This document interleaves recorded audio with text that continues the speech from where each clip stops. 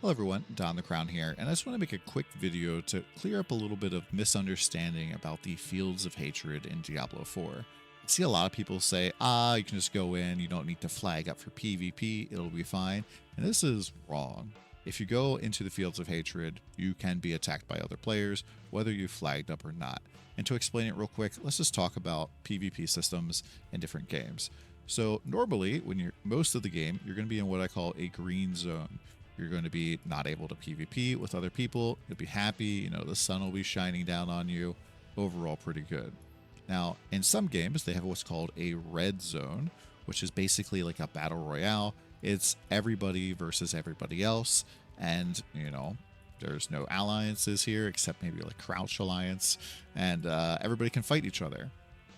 What the Fields of Hatred are in Diablo 4 is what I would call an orange zone. So an orange zone you can enter, and if you don't flag up, you'll be fighting NPCs, and if there are other players that have not yet flagged, you don't end up fighting them either. There's no combat between the two of you.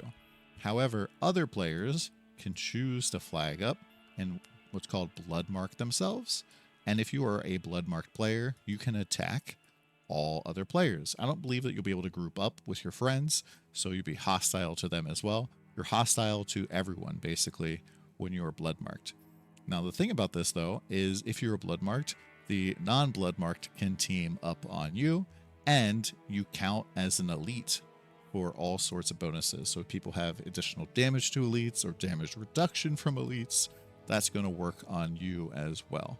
Now, the main reason to be in the PvP areas is, well, there's an altar in one of them that gives you a paragon point, but there are these little resources you get that are like these little red shards, and you have to go and purify them into red dust at these altars.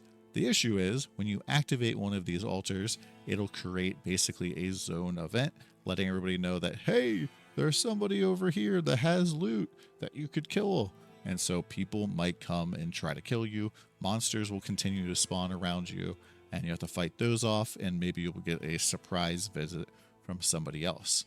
And yeah, how do you flag up for PvP? It's pretty simple. All you have to do is go to the emote wheel, and I believe it's just E and then down. You mark yourself for blood, and you will remain blood marked until I believe you leave the PvP zone altogether, or until you go to town and use the altar of cleansing.